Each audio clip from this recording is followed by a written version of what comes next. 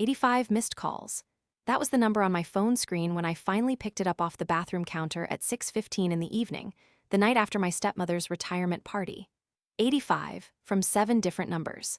My daughter's stepfather, my cousin Brian, 2 numbers I didn't recognize, and my stepmother, Loretta Vance, calling 14 times in a row between midnight and 2 in the morning, which told me everything I needed to know about how the night had ended for her. Let me back up. My name is Nora Scott. I am 41 years old. I have one daughter, Kezia, who is 22 and lives in Austin. And I have one grandson, Theo, who is 8 years old, belongs to Kezia, and is the single most important person in my life. He has my father's eyes and his mother's stubbornness, and a way of looking at you when you say something untrue that makes your skin feel 2 sizes too small. Theo was standing about 12 feet away from Loretta Vance when she leaned into her friend Greta and said, with the particular carelessness of someone who has never once considered that children are listening, that he was not really hers to care for. He did not cry. He did not run to me. He walked over to the small podium near the bar, where the microphone was sitting in its stand from the earlier speeches, and he tapped it twice to make sure it was on. It was. And then, in his clear, unhurried 8-year-old voice, he repeated exactly what she had said. Everyone froze. Then he walked across the room to where I was standing near the window, held out a small white envelope, and said, in that same calm voice, "Grandpa read what's inside. He calls me Grandpa. I know. I am a 41-year-old woman who gets called Grandpa by her grandson, and I would not change it for anything on this earth. Some people in my family still think I went too far that night. By the time you hear everything that led up to that moment, I would genuinely like to know what you think. To understand what happened at that retirement party, you need to understand what the Vance family is and what I was to them for the better part of 15 years. My father, Gerald Scott, married Loretta Vance in the spring when I was 17 years old. I want to be precise about the relationship structure because it matters for everything that follows. Loretta is my stepmother. She has no biological connection to me, no legal guardianship over me, no adoption on record, and no blood claim to my daughter Kezia or to Theo. She is my father's second wife. That is the entirety of her connection to my family. I say this not to be cold, but because Loretta herself spent 15 years behaving as though the relationship was something else entirely, and I want you to have the correct map before we go any further. My father was a good man who loved a woman who required a great deal of management. He died 7 years ago from a cardiac event, and when he died, he left behind a modest estate, a beachfront restaurant on the Gulf Coast of Florida that he had spent 30 years building, and a will that Loretta had spent the final 2 years of his life persuading him to revise. I did not contest the will when he died. I had my reasons for that, and I will get to them. Loretta kept the restaurant. She renamed it. She redecorated the dining room in a way my father would have hated. And she continued to call me her daughter at charity events and church brunches, while quietly making it clear to anyone who asked that my professional choices were a disappointment to her. My living arrangements were a mystery, and my decision to have Kezia at 19 had been the first of many impractical moves in a life that could have been better managed. 3 specific incidents stand out from the years before I started building what I was building, and I want you to understand them not as grievances but as data points. Each one told me something useful. The first was at Thanksgiving, 6 years ago, when Theo was about 2. Loretta pulled me aside in the kitchen while Kezia was in the living room with the baby and told me, in a very kind voice, that she had spoken to a friend at a property management company who was hiring coordinators, and that she thought something stable with benefits might be the responsible choice for someone in my position. She emphasized the word responsible the way you emphasize a word when you want the other person to hear the word it's standing in for. I thanked her. I told her I would look into it. What I did not tell her was that I had, 4 days earlier, closed on a 40% ownership stake in a mixed-use property in St. Petersburg that my financial advisor, a woman named Constance Obi, had been tracking for 8 months. The building had 3 commercial tenants and 2 residential units. The purchase price was $420,000. My share was $168,000. I had been building that position for 3 years. She told me to look into property management. I own property. I did not correct her. I smiled, and I went back to the living room, and I held Theo while he slept, and I felt something settle in my chest that I think was the decision I had been circling for a long time. I was going to keep being quiet. not because I was weak, but because I was not finished yet, and explaining myself to Loretta would only tell her things she could use. The second incident happened at Kezia's birthday dinner, about 2 years later. Theo was 4. We were at a restaurant that Loretta had chosen, which is a detail that matters because it meant she had already made every decision before we arrived. She sat me at the far end of the table, away from my daughter, between a cousin I barely knew and an empty chair. During the dessert course, she made a toast to Kezia, which was generous and warm and genuinely well delivered. And then she looked down the table at me and added that she hoped I was making good use of the breathing room now that Kezia was more independent, because it was never too late to build something for myself. The table laughed, politely. If you have ever been counted out by someone who should have known better, you know exactly what that silence feels like. The particular quiet of being assessed and found insufficient by someone sitting 3 feet away from you in a restaurant they picked. I laughed too. Then I excused myself, went to the restroom, and texted Constance. Confirm the second property is scheduled for closing on the 14th. She confirmed within 2 minutes. The second property was a duplex in Clearwater. I had identified it, vetted it, and secured financing on my own without a single conversation with anyone at that table. Loretta told me to build something for myself. I had been doing exactly that for 4 years. She just wasn't looking in the right direction. The third incident was more recent, and it was the one that made me realize I could not stay quiet indefinitely. About 14 months before the retirement party, Theo came home from a weekend at Loretta's restaurant. She had a habit of having Kezia bring him for what she called family time, which mostly meant Theo helping bus tables while Loretta's friends visited. And he told Kezia that Grandma Loretta had told him his school was too fancy for what their family needed. Theo was 7 at the time. He attended a small private school in Clearwater called Meridian Day, which had an exceptional program for children with sensory processing differences. Theo had been assessed at 5, and his pediatric occupational therapist, Dr. Amara Solis, had specifically recommended Meridian for its low-stimulation classroom design and its trained staff. The tuition was substantial. I paid it in full every semester. Kezia did not know the full amount. Loretta certainly did not. What Loretta apparently did know, or had guessed, was that the school existed, and she had decided, while a 7-year-old was clearing plates nearby, to express her opinion about it. I called Dr. Solis the next morning. I did not mention Loretta. I asked a specific question about what would happen to Theo's therapeutic structure if his school placement changed. Dr. Solis was careful and professional and told me that consistency in environment was a significant factor for children with Theo's profile, and that an abrupt change could introduce setbacks that would take months to address. I thanked her. Then I called an attorney. Her name is Renata Oak. Family law, with a specific background in guardianship matters and educational rights for children with documented support needs. My first consultation with her was on a Tuesday in March, 14 months before the party. I will not tell you everything we discussed that day, because some of it did not become relevant until later. But I will tell you that I walked out of her office with 2 things: a clear understanding of exactly what legal protections existed for Theo's current educational arrangement, and a quiet, settled feeling in my stomach that I had learned to recognize over the years as the feeling of being prepared. I did not tell Kezia about the consultation. I did not tell Constance. I drove home, made Theo a grilled cheese sandwich because it was my night to have him, watched half a movie about animated fish that he had already seen 14 times, and went to bed. That was the beginning of the preparation phase, and once I started, I did not stop. Over the following 14 months, I moved carefully and consistently.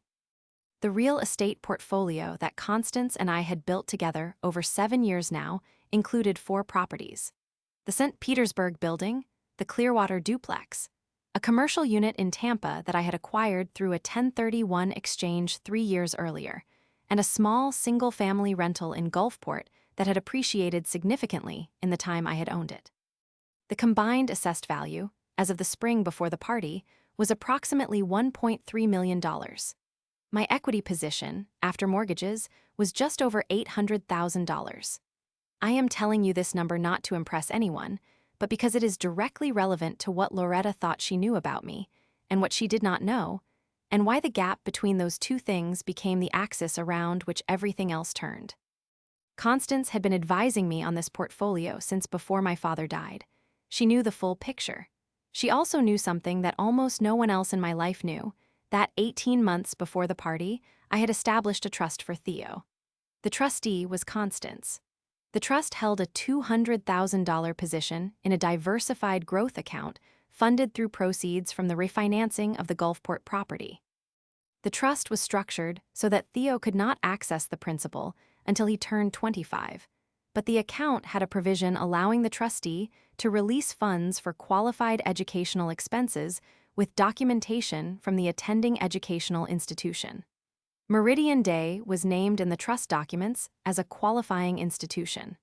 Renata Oak had helped draft the language.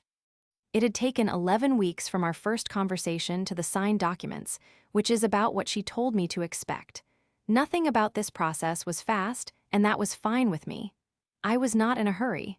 I was in a building phase. The first close call came about 7 months before the party at one of Loretta's Sunday dinners. She held these semi-regularly, more frequently once the retirement party planning had started, because she was using the dinners to coordinate the event, and it gave her a reason to gather everyone in the same room. Kezia came with Theo. I came. Loretta's friend Greta Hollies was there, which was unusual, and I noted it. Greta worked in commercial real estate on the west coast of Florida. She had been Loretta's closest friend for at least a decade, and she was the kind of person who noticed things and filed them quietly away for later use. During the dinner, Greta turned to me over the salad course with the specific brightness of someone who has just remembered something they want to raise. She said, "Nora, I heard through someone at the Clearwater title office that your name came up on a closing recently. Some duplex on Maple. Is that right?" The table did not go quiet immediately, but I felt Loretta's attention shift. She kept her eyes on her plate. I kept my expression easy. I said, "Clearwater has a lot of closings. I've done some consulting work in that area over the years." Greta tilted her head. "Consulting in real estate?" "Adjacent to it," I said, "mostly on the planning side." She nodded slowly, in the way of someone who has not been fully satisfied but has chosen not to press further in company. She went back to her salad. Loretta picked up her fork. Theo, at the other end of the table, was arranging his peas into a specific pattern and had not heard a word of it, which was, honestly, a relief. What Greta did not know, and what Loretta did not know, was that the Clearwater duplex was held in an LLC that I had structured on Renata's advice, specifically to provide a layer of separation between the property and my personal name on any public record. The woman at the title office had seen the LLC, not my name. Greta had heard enough to be curious, but not enough to be certain, and I had given her nothing to sharpen the curiosity into. I advanced anyway. On my way home that night, I called Constance and told her to move up the timeline on a refinancing discussion we had been delaying. She asked if something had changed. I said I thought we were close enough to the finish line that we should stop waiting for the perfect moment and just schedule the meeting. We scheduled it for the following month. The second close call came about 3 months before the party, and this one had Theo in the middle of it, which made my pulse do something irregular for a full 30 seconds. Kezia had brought Theo to the restaurant for one of Loretta's family time afternoons, and I had come to pick him up. I arrived a few minutes early and found Theo at a table near the window, drawing in the small sketchbook he carried everywhere. Loretta was at the bar, talking to her event coordinator, a young woman named Bianca who was helping plan the retirement party. I sat down next to Theo and watched him draw while I waited. Bianca, walking past with a folder, stopped and looked at Theo's sketchbook. She said, in the genuine way of someone who means nothing complicated by it, "Oh, he's so talented. Does he go to that art school in Clearwater? My nephew goes there. Meridian, is it?" And I felt the room tilt slightly. Because Loretta, behind me, had gone very still, I said, calmly, "Meridian is a general day school. They do have good art resources." Bianca smiled and moved on. Theo kept drawing, unbothered, but Loretta set her pen down on the bar, slowly. And she turned and looked at me with an expression I had learned to read over 15 years, which was the expression of a woman who had just received a piece of information she intended to use. She said, "I didn't know that's where he was going these days." I said, "Kezia's been happy with it." She turned back to the bar. Her finger found the rim of her water glass and circled it once, which was the thing she always did when she was reorganizing her thoughts around new information. I noted it. I said nothing else. On the drive home, Theo asked me if Grandma Loretta was mad at me. I glanced at him in the rearview mirror. Why do you ask, buddy? He considered this with the particular seriousness he brought to most things. He said, she was looking at you the way people look at a test they don't know the answers to. He was 7 years old when he said this. I still think about it. I called Renata Oak from the parking lot of a gas station on my way home. I told her about the conversation. I told her about Loretta's expression. I told her what I wanted to do, which was to accelerate the documentation process that we had been building slowly and carefully for months. Renata listened without interrupting. Then she said, how much time do we have before the party? About 3 months, I said. She said, that's enough. Let's schedule a working session for next week. Bring everything. I brought everything. What Renata and I spent the following 6 weeks doing was building a clean, documented record of every financial contribution I had made to Theo's care, education, and welfare since his birth. Every tuition payment to Meridian, every copay to Dr. Solis, the trust documents, the LLC structure, the property portfolio. Renata was not building a lawsuit, not yet. She was building what she called a posture document, a comprehensive record of what existed, who controlled it, and under what legal authority, so that if anyone ever attempted to challenge any element of Theo's current arrangement, we could respond within 48 hours with a complete and organized response. Loretta had no idea any of it existed. That was the point. I had one other meeting in those final weeks that I want to tell you about, because it speaks to the only thing in this entire story that had nothing to do with documents or properties or legal structures. It was a Tuesday evening, about 5 weeks before the party. Theo was with me for the night. We had made dinner together, which mostly meant I cooked while he sat on the counter and handed me things I didn't ask for, and then we ate at the kitchen table with the back door open because he liked the evening air. At some point during dinner, unprompted, he looked up at me and said, "Grandpa, do you think Grandma Loretta likes us?" I put down my fork. I said, "What makes you ask that?" He thought about it. He said, "She says nice things, but her face doesn't always match." I looked at my grandson for a long moment, 8 years old, his mother's eyes and my father's chin and a way of noticing things that I had been watching develop since he was old enough to watch a room. I said, "I think Grandma Loretta loves you the best way she knows how. But sometimes people's best way isn't quite enough." He considered that, nodded, asked if we could have ice cream. We had ice cream. That was the last quiet evening before everything changed. The retirement party was scheduled for the last Saturday of the following month. Loretta had planned it for the restaurant, which made sense given that the restaurant was hers now, and she had always preferred to be on territory she controlled. She had invited 43 people. The event coordinator Bianca had done the arrangements. There would be a catered dinner, a brief program of remarks from family and friends, and a reception afterward. I had been invited. Kezia had been invited. Theo would be there because Kezia was coming and Theo went where Kezia went. Everything I had built was about to be in the same room as everything Loretta assumed. And I had no way of knowing, going in, exactly which thread she was going to pull. But I knew she was going to pull one. Loretta always did. What I didn't know, what I couldn't have anticipated, was that it would not be Loretta who pulled it first. It would be Theo, with a microphone, and an envelope I had never seen before in my life. The party was on a Saturday evening in late October. Loretta had reserved the whole restaurant for it. 43 guests, white linen on every table, a bar set up along the back wall where the booths used to be before she renovated. My father had loved those booths. I noticed their absence the way you notice a tooth that's been pulled, that specific empty space where something used to be, but I did not say anything about it. I had not said anything about the renovation when it happened, and I was not going to start a new habit the night of a retirement party. Kezia arrived with Theo at 6:45. He was in a button-down shirt that he had already untucked before they got through the door, and he had his sketchbook tucked under his arm because Kezia had learned years ago that a social gathering without the sketchbook was a social gathering that ended badly for everyone. He found a chair near the window and settled into it with the focused quiet of a child who has made peace with the fact that adults do things that don't involve him, and he started drawing. I had arrived earlier at 6 to help with setup. That was my cover, more or less. What I was actually doing was orienting myself. I knew where the microphone stand was. I knew where the exits were.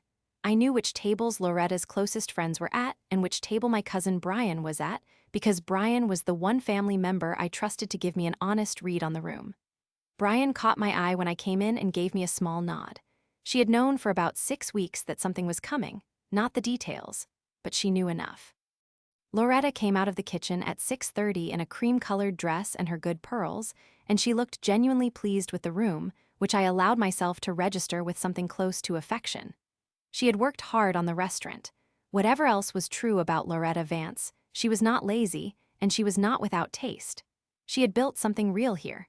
The fact that it had been built partly on what should have been mine was a separate matter.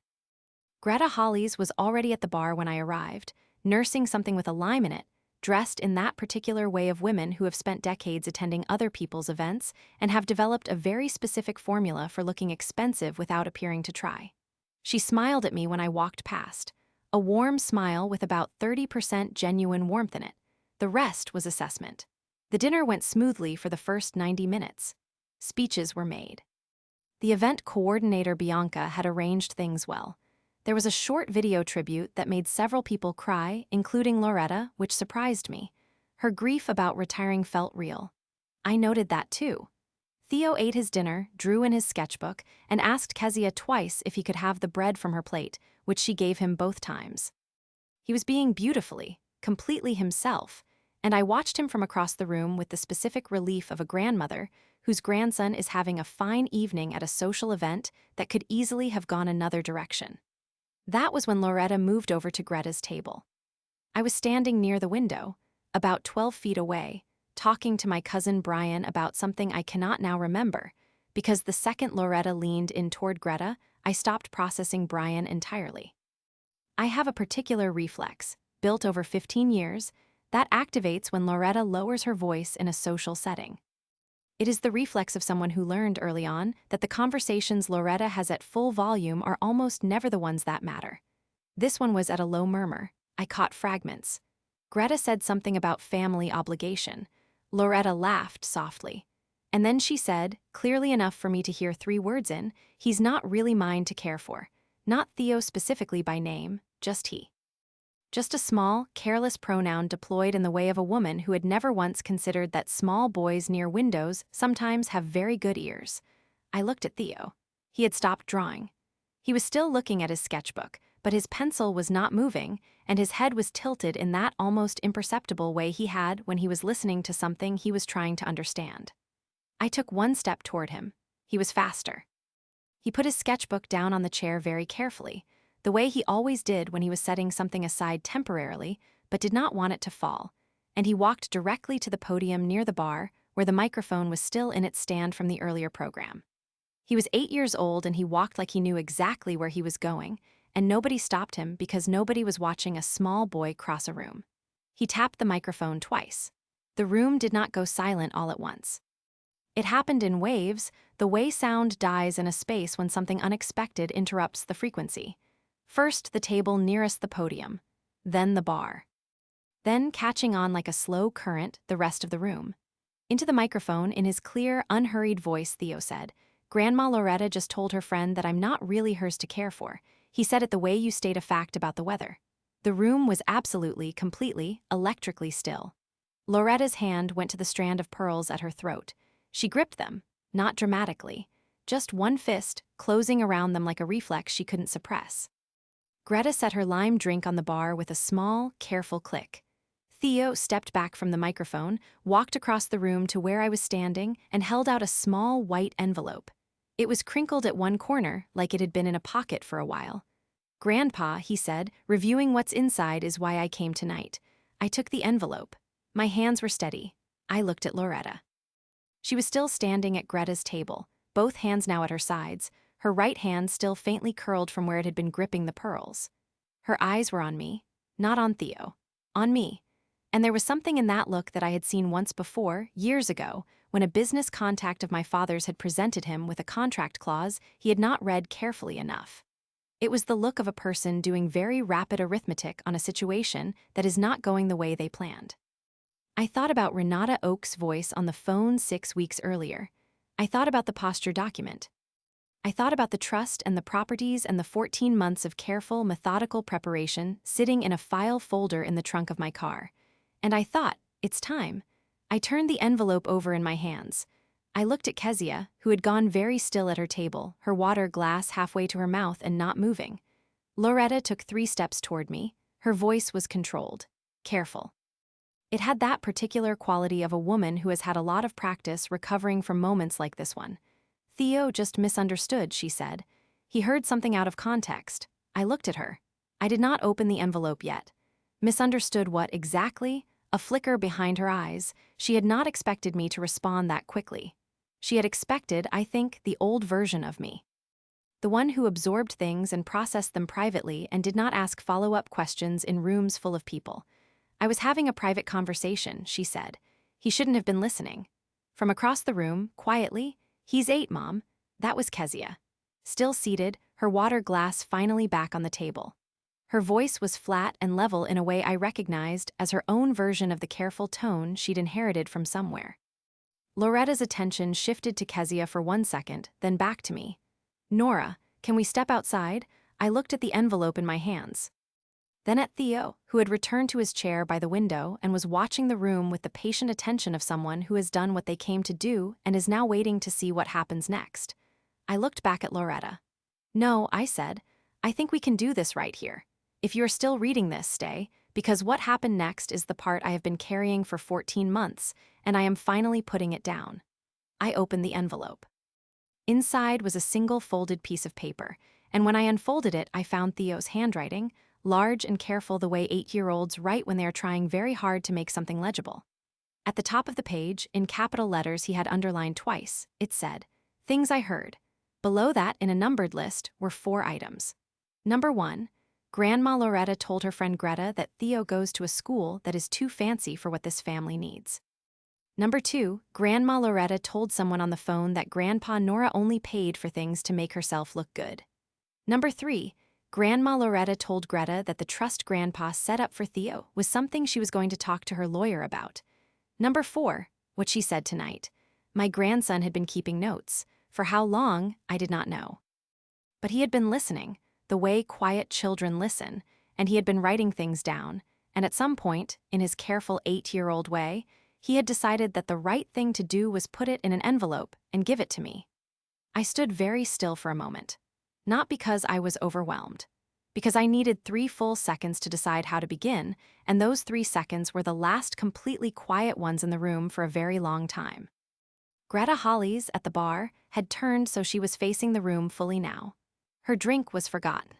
Her expression had moved from social wariness into something more attentive, the expression of a woman who knows she is about to watch something she will be describing at dinner parties for years. Bianca, the event coordinator, had drifted to the far edge of the room near the kitchen door. She had a clipboard she was no longer looking at.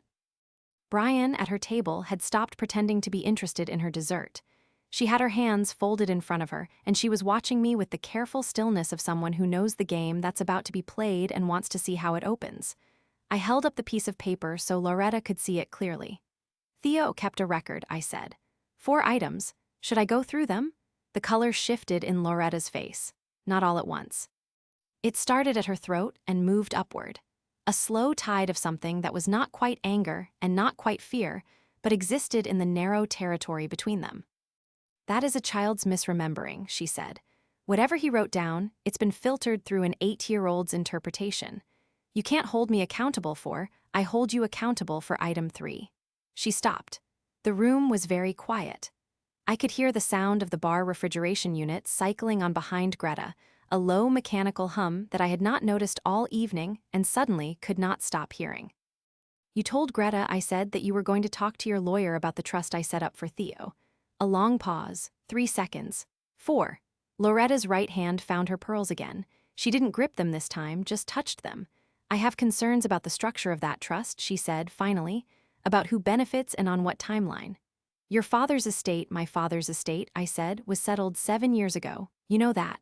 Renata Oak helped me make sure of it. But the trust for Theo has nothing to do with my father's estate.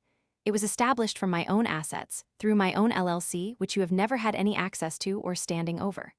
Renata has the full documentation. Do you want her to walk you through it?" Loretta's hand dropped from the pearls. Over her shoulder, I could see Greta Hollies slowly placing her drink down for a second time. She was no longer performing composure. She was just watching. "Who is Renata Oak?" someone asked from across the room. I think it was my cousin on Loretta's side. a man named Deshaun Vance, who had always been pleasant to me in the careful way of someone trying to stay equidistant from everyone in a family with complicated geography. My family law attorney, I said. We've been working together for about 14 months. Loretta's expression shifted. Something moved behind her eyes, a rapid internal recalculation, and for just a moment I saw something I had never seen on her face in 15 years of Sunday dinners and birthday toasts and carefully managed family events. I saw her not know what to do next. It lasted about 2 seconds. Then her social composure snapped back into place, practiced as a reflex. I don't know what you think is happening tonight, Nora. But this is my retirement party, and this is my restaurant, and I will not be cross-examined in front of my guests because a child overheard a private conversation and decided to. Kezia's chair scraped back. She stood up. She was not loud. She was also, it turned out, completely done. He wrote it down, Kezia said. He came to that party with a list. My son put 4 things in an envelope and walked up to a microphone because he has been listening to you talk about his grandmother and his school and his future for God knows how long, and he decided that someone needed to do something about it. That someone was an 8-year-old. So I'm going to stand here while his grandmother finishes what she was in the middle of saying. Nobody spoke. Loretta looked at Kezia with the expression of a woman who had fundamentally miscalculated the loyalty of someone she had assumed was in her corner. Her mouth opened, closed. Kezia sat back down, folded her hands on the table in front of her. Waited. I let the silence sit for a moment because I had earned it. Then I continued. The trust for Theo is structured and protected, I said. The assets in that trust came from a real estate portfolio that I have been building for the past 7 years. 4 properties. Current equity just over $800,000. The trust itself holds $200,000 in a managed growth account. Renata has documentation on every transaction. If your attorney would like to review any of it, he is welcome to.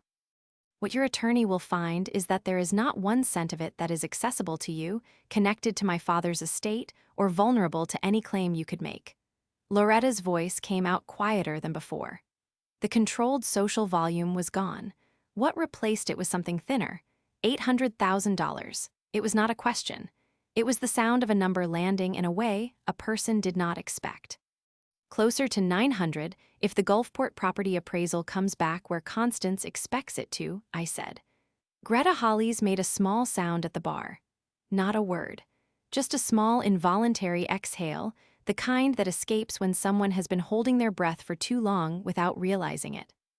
Deshaun Vance had put his fork down. He was looking at the tablecloth. Bianca, near the kitchen door, had stopped moving entirely. Loretta turned toward the nearest table and put one hand flat on it, the way a person does when they want a surface under them. Her fingers spread out against the linen. The knuckle of her index finger whitened slightly. "You have been sitting in my house," she said, very quietly, "at my dinners, at my table, for years. And I never lied to you," I said. "You never asked? That's not the same thing." I folded Theo's note back along its creases, very carefully. "No," I said, "it's not. But here's what is the same. Every time you told me I wasn't building anything worth noticing, I was building something. Every time you made a comment about my daughter's choices, or my stability, or what Theo needed that he wasn't getting, I was getting it for him. Every conversation you had with Greta about how this family's resources were going to be allocated, I was making sure that nothing you decided would touch my grandson or his future. Not because I wanted a confrontation, because I was doing my job as his grandmother.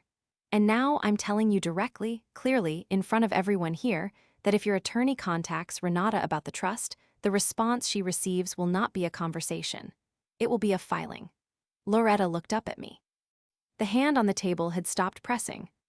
She straightened slowly, and I watched something leave her face that had been there for as long as I had known her.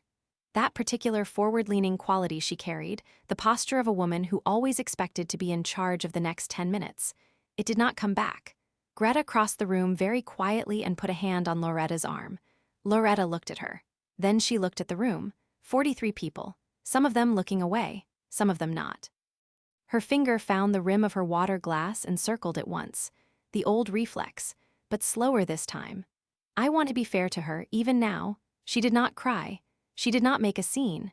She stood in her restaurant in her cream-colored dress and her good pearls, and she absorbed the full weight of what had just happened to her in front of her guests, and she did it without collapsing.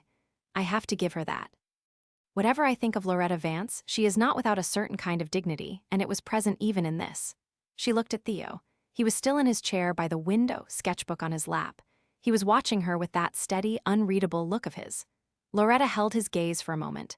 Then she said, in a voice that was completely different from any voice I had heard her use in 15 years, "I'm sorry you heard that, Theo." He looked at her for a long beat.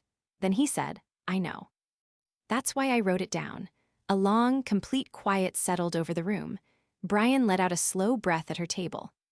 Kezia pressed 2 fingers to the bridge of her nose and looked at the ceiling. I put the folded note in my jacket pocket. Then I took my grandson's sketchbook off his chair, set it on the table next to him, and sat down beside him.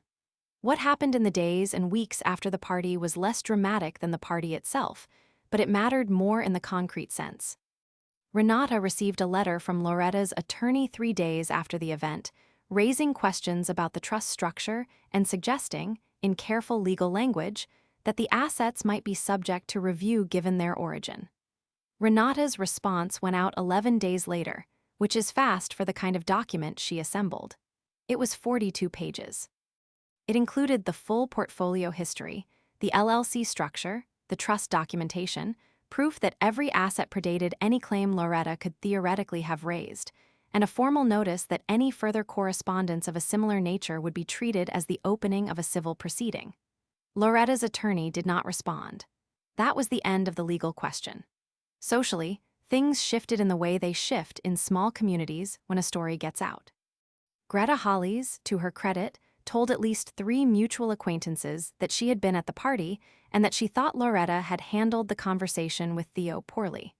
She did not become an ally, but she stopped being a vehicle for Loretta's information about me, which was almost as useful. Loretta kept the restaurant. I did not want it and had no claim to it. I want to be clear about that. What I wanted was what I had, which was a documented, protected, legally airtight arrangement for my grandson's future that nobody could touch. She did not attend Theo's school concert in December. Kezia told me she had sent a card, which Kezia showed to Theo, who set it on his dresser without much comment. He is 9 now, almost. He is still at Meridian. Dr. Solis says his progress this year has been the best since he enrolled. He recently started drawing birds from memory, which he apparently cannot explain, but which he has been doing consistently for about 6 weeks in the way he commits to things, quietly and completely. Constance's final appraisal on the Gulfport property came back above projection. The portfolio is in a good position. The trust continues to grow. I still have Theo's note.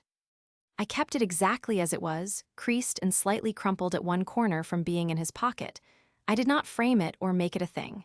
It lives in the drawer of my nightstand, where I put things I want to be able to reach easily in the dark. I don't need to look at it often, but I like knowing it's there. So, did I go too far that night, or not nearly far enough? I genuinely want to know what you think.